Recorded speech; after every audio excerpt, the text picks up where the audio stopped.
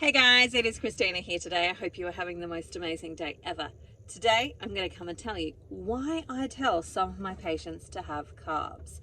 Now, for me, when it comes to the carnivore diet, I am looking at it from a natural health practitioner's lens. So I'm looking at it from the perspective of what needs to happen within a healing journey. And that can be really different for everyone. And it can be different for everyone for multiple different reasons in the sense that they've come from a certain place when it is their health. So for example, they may already have some health conditions before they start to come to carnivore. They may not have health conditions or really minor conditions, and some have got really more significant conditions. And so when I'm looking at a client, what I'm usually looking at is what is their overall health like? What's actually happening for them? What are the conditions that they actually have? And also I'm looking at what's happening for them on a family level as well, because there are some things that we can maintain really easily, and some things that are a little bit harder when we're going through things and times of stress. And there are some things that we can change relatively quickly and some things that might take a little bit longer to change. So for example, if you've got a child who's ASD, you might need to take a slower journey to progress them along to a meat-based diet. You might not be able to rip the band-aid off tomorrow and get them to do that straight away. Sometimes you can. And this is why I believe in individualized treatment versus as just picking up a book and doing it 100% as the book actually says, because it always needs to be different for everyone. And for some people, they will be able to jump straight in, no problems, no qualms. It's great for them, fantastic, no worries.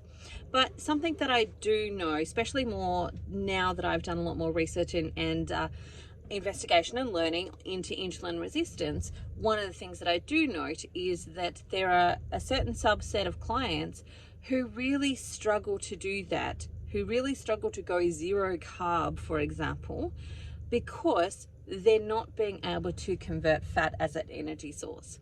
And so here's a scenario that will often happen for many people who jump into carnivore or keto or any of those low carb style diets, is that the first 12 weeks they might actually feel really great. And that's because we've gotten rid of a lot of the inflammation, we've gotten rid of a lot of the congestion, the toxins that are coming in, their body's done a lot of cleaning and cleansing, organ areas are starting to able to work better and so on. But then they might get to a point where it becomes really hard or really challenging for them to keep going, or their energy is really low.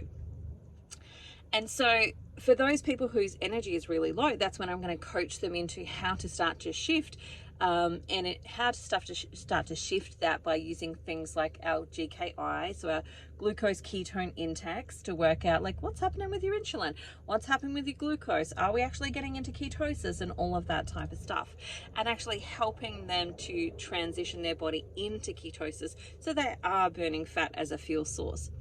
But then there are a few people who can't do that straight away. So for example, this subset of clients that can't do that straight away are people with severe adrenal fatigue. So they're severely adrenally fatigued, and they have been for quite some time. So their sleep is affected. They often don't sleep very well, or they're sleeping for really short amounts of time and they struggle to get back off to sleep, or they might go to sleep okay. They tend to be night owls, so they tend to stay up late and go to bed late.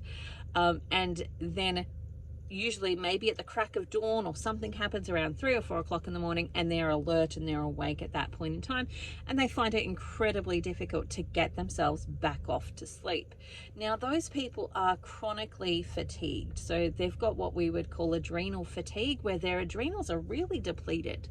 And when they're really depleted, for some people it can get to the point where they're not able to cognitively do some of the things that they would normally ordinarily do, like read books to their children or remember names, or they're finding it really hard to do the mental stuff that they normally could have done relatively easily. So it's not usually something that's really hard for them and it's still really hard for them. It's usually something that they could have done before, no problems, no challenges really, and now it's suddenly really challenging and hard for them.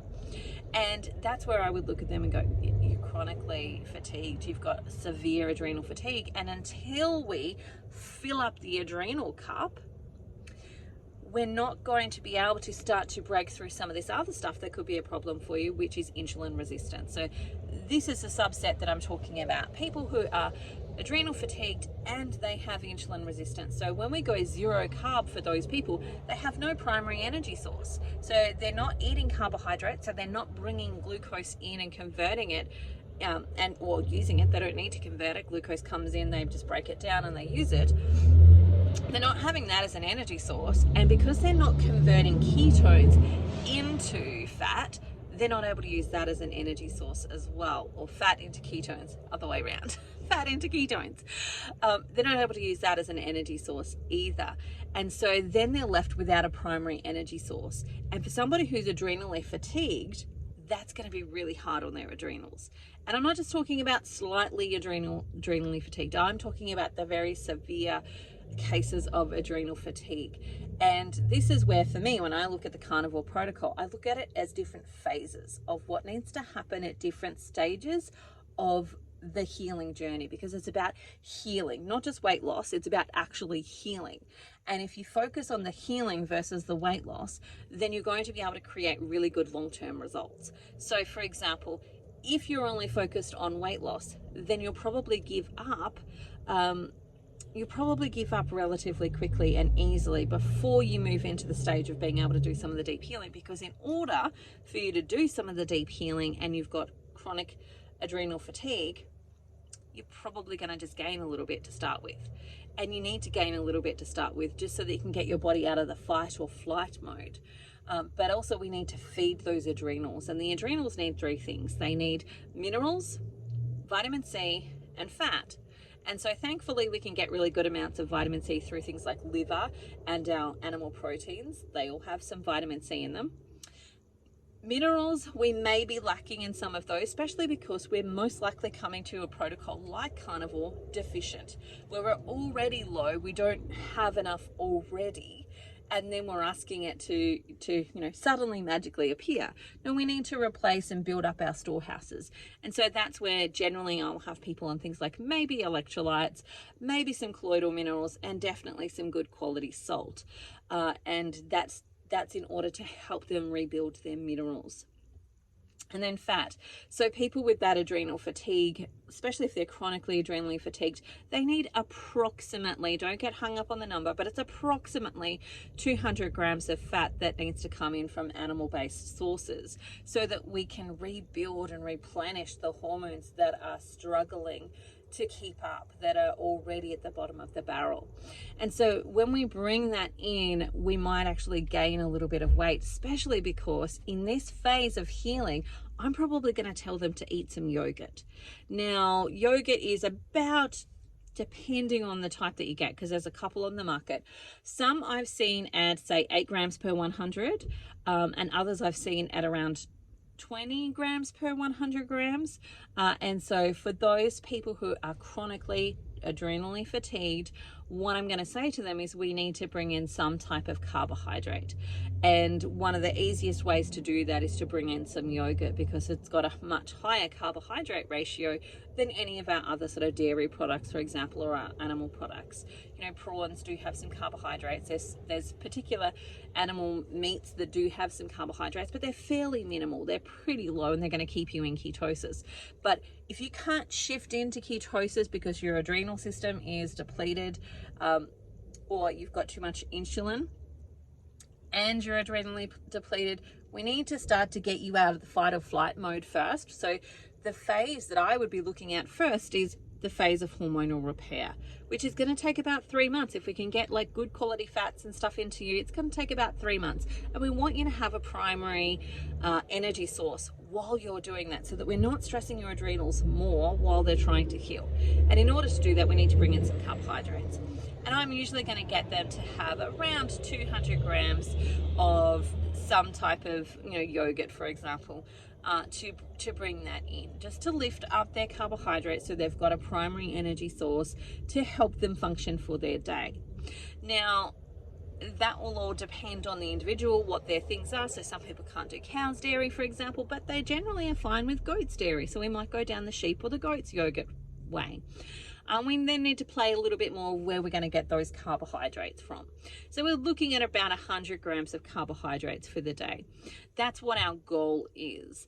And so we're going to look at, lifting that in some of our animal products, but also bringing in some yogurt can be really helpful with that. Some people, if they have access to things like raw milk, could use raw milk as a form of doing that as well. But we need to bring in some of those carbohydrates just so that we're not stressing the adrenals more while we're trying to heal them. And once we've got really good hormonal placement happening there, and that usually is going to take about 12 weeks, 90 days. And then once that's happening there, we can start to lower those carbohydrates and start to do some of the things that we need to do in order to get them out of that insulin resistance phase, which is another phase that I think about when I'm working with somebody with carnivore, is like, what are the phases that need to happen, and what's going to be the best way for them to get those results in the easiest way based on what's happening with their family, what's happening in their life, and what's happening internally with their biology and chemistry, etc., etc. How's the best way to actually navigate for that individual? And that's my goal as a practitioner, is to actually help them navigate what's going to be beneficial for them versus everybody on the internet that are saying just eat meat, salt and water and you'll be fine, because that's not the actual case for majority of people who have some of these issues. Now, there's going to be some people that's really great for. If you're young, that's going to be great for you. If you're generally a guy, that's generally going to be okay for you. Probably about 70 to 80% of males would have no big dramas with that. There's going to be some outliers there that will struggle because they do have insulin resistance and they do have some other stuff going on that they need to address. But for a woman who's 35 plus or had a hysterectomy earlier on in their life, or had some hormonal disruption in their life, really bad periods, all of that type of stuff, or have had some viruses like Epstein-Barr virus, for example, or some of the other viruses that can cause post-viral fatigue, if they've had some of that going on for them, then they're already in that depleted state when it comes to adrenals. And so when we fix those things, we can then get the other stuff moving really well. And then that stuff of like, let's eat meat and we'll do great, does work better. But we have to remember that people come to this type of dietary protocol, like any dietary protocol, with a history, with stuff that's already happened for them, which is why I personally will always probably include some type of plant medicine as a medicine that I use very sporadically, only at need, with some of my clients. I've got some clients that have got things like hyperthyroidism. We want to make sure that we're balancing their thyroid as we start to heal it as well, because the goal is to try and help them get off their medications or lower their medications or balance their thyroid. And so we're going to use some plant medicine for that, because they're already on plant medicine. It's called pharmaceuticals, but it's just not in a naturally derived way. It's in a chemically made way. And so they're already using plant medicine for that. So I'm just going to take them back to some alternative plant medicine while we're doing the work of healing. And my goal is always to get that supplemental medicine out. That's always the goal. When we can, because there's some people that have had organs removed. When you've had an organ removed, it's sometimes a little bit more challenging to do that. We still have to rely on either a pharmaceutical or some plant medicine to get you across the line and keep you healthy, stable and well at that point in time. But if we can catch it before we go down that pathway, it's a lot easier and much better, in my opinion. It solves so many more problems. Anyway, that is why I might recommend for somebody to actually have some carbohydrates, because if they don't have a primary energy source, they're going to feel really depleted. They're going to eventually hit the fan, and at that point, that's when they're likely to give up, which means that they'll lose some of this healing that they've created while taking out a lot of those inflammatory foods. And so it is a balancing act, and it is a part of like starting to figure out what's actually going on for you and what actually needs support and healing. So for example, with my osteoarthritis people, I'm going to probably use some plant medicine or some natural medicine, like using some volcanic ash and things like that to help them get some pain relief while their body is doing the repair work that it needs to be doing. I'm also going to encourage them to have some things that will help them rebuild things like their bone, i.e. chicken egg shells, for example, when they're cleaned and so on, are full of calcium bicarbonate. Mix calcium bicarbonate with milk kefir and you've got something that really is powerful at helping the bone density repair. And so, I'm going to use those types of things and give my clients that type of information in order to be able to help them restore some of the damage that's been done to their body. All right, it's 15 minutes. I'm going to stop talking because I can talk forever and a day if you have not noticed yet. So I'm going to say goodbye to you. Remember to like and subscribe, share with a friend. That helps me being able to create free content all of the time. So make sure to like and subscribe, and I look forward to chatting with you again soon. If you have any comments or any specific things that you'd like me to actually riff on or talk about, drop it below. I'd be happy to come back and actually chat about those things.